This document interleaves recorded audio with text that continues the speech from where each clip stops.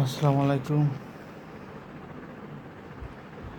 আমরা মুসলমান রাষ্ট্র হিসাবে আমরা প্রমাণ দিই কন্টিনিউত।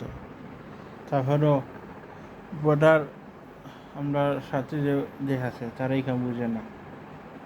আমরা মানুষের তারা সেকেন্ডটা মারিয়ে লক্ষ্য এত তারা কত মানুষ আমরা ধরি সবসময় আমার দেয় এখানে এটা হলো আমরা ইমানের একটা এখানে নিহ মানুষের উপরে আমরা অত্যাচার করা আমরা ইসলামও নাই।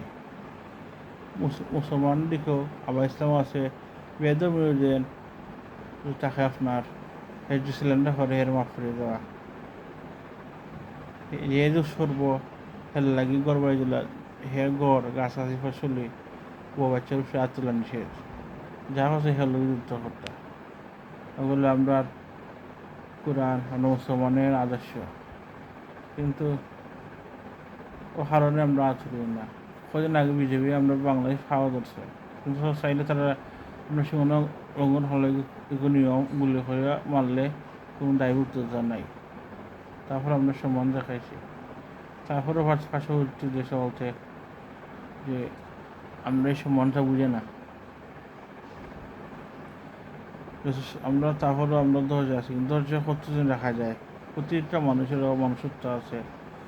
ধৈর্যের একটা সীমানা আড়ে গেলে কিছু কন্ট্রোল করা যায় না।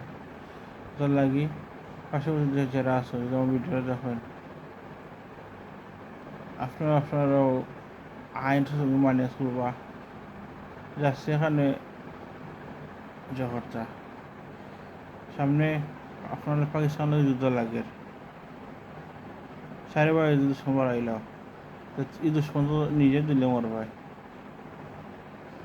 তার লাগি আর যুদ্ধ কারো কামা নাই। আসসালামু আলাইকুম, কথা বলছিল ক্ষমা করবা।